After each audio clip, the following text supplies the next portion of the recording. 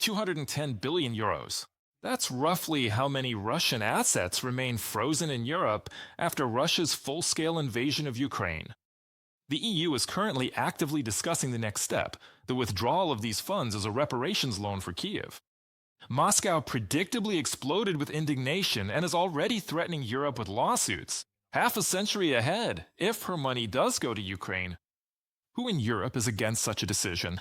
How could the loan help Kiev? And could it really influence the course of the war? Let's break it down now. Discussions about the future of Russia's frozen assets have been going on in Europe for months now. And although it sometimes seems like a decision is just about to be made, there are still voices within the European Union that fear the consequences of such a move. To clearly show what Russian scare tactics about the supposedly disastrous consequences of European decisions that strengthen Ukraine are really worth, the British government is proposing to unfreeze more than 9 billion euros of Russian funds that are blocked in the United Kingdom and send them to Kiev. According to the Times, there is still no perfect mechanism for unblocking these assets.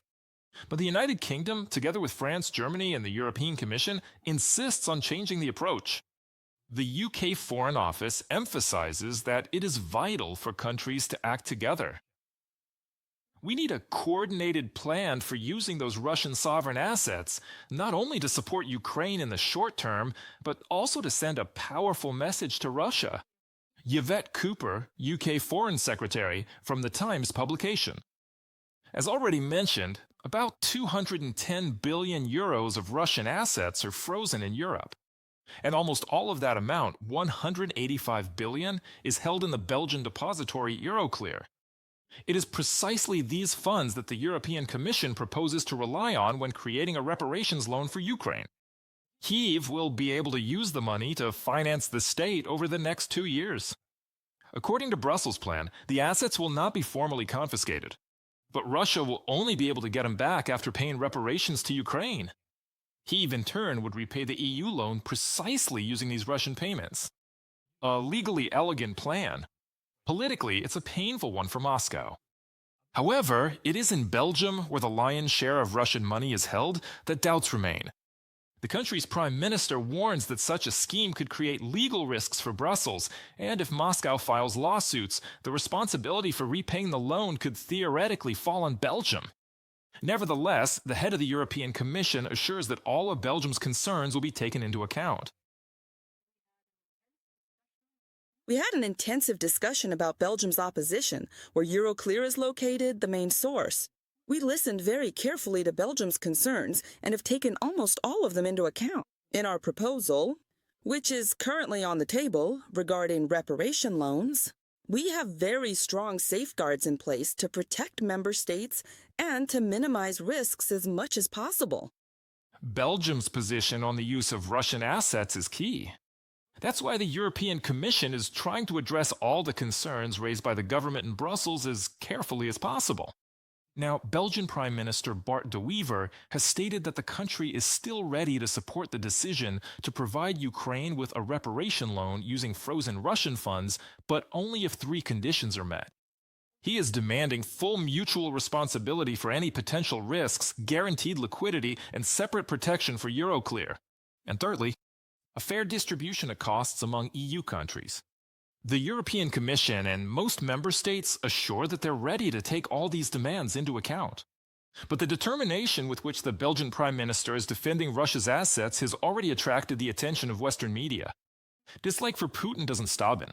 He is now openly resisting the plan to use Russian assets frozen in Belgium. Because of this, a politician recently called Belgium, through its prime minister, Russia's most valuable asset in an article. From a publication by Medusa. A group of Belgian academics is also pushing the Belgian government to make a decision in favor of Kyiv. In a column for Le Soir, they emphasize that the use of frozen Russian assets is based on legal countermeasures against the aggressor state. These measures concern exclusively the assets of Russia as the party that committed an international wrongful act, and do not create a universal precedent for other situations. In other words, this is not about a new norm, but a targeted measure.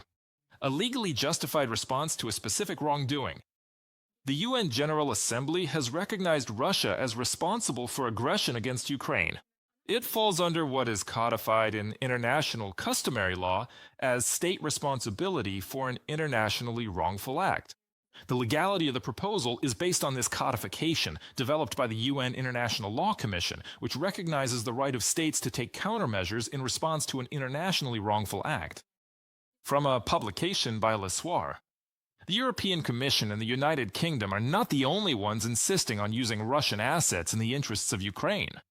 One of the key economies of the European Union, Germany, is also joining them. Federal Chancellor Friedrich Merz has repeatedly emphasized that European countries must share responsibility for this decision, and, finally, use Russian money to support Ukraine. This is also the position of the German government. The representatives who negotiate on our behalf in various formats, this is also the consensus at the European level. So on this issue, there are no disagreements at all. This money should go to Ukraine and help Ukraine.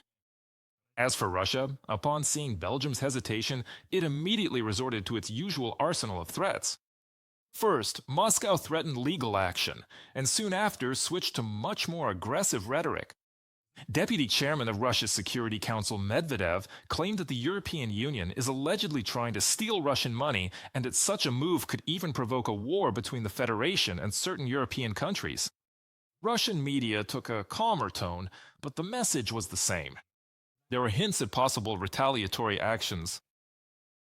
Of course, any illegal actions with our state reserves or assets will not go unanswered and will be met with the harshest response.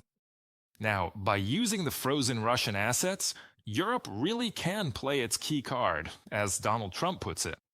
This amount is equal to 140% of Ukraine's GDP and is more than 4 times its official budget. If Europe were able to confiscate these funds and send them to Kyiv, the effect would be strategic, both on the battlefield and on the international stage. So if Russian assets can be mobilized on such a scale and then directed toward re-equipping and rearming Ukraine, it could change the course of the war. Moreover, Vladimir Putin would become the first aggressor in history forced to finance resistance against his own aggression.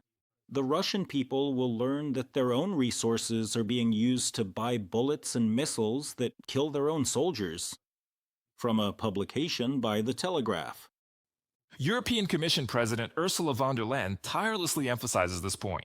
Support for Kyiv remains a key element of European security, and the current circumstances require swift decisions. According to her, discussions with the Belgian and German sides regarding the use of Russian assets are ongoing, and a common position will be formed before the European Council meeting on December 18th. Today, Europe faces a moment when political will can be turned into a real lever of pressure on the aggressor. And the fewer doubts remain in European capitals, the less confidence will be left in Moscow.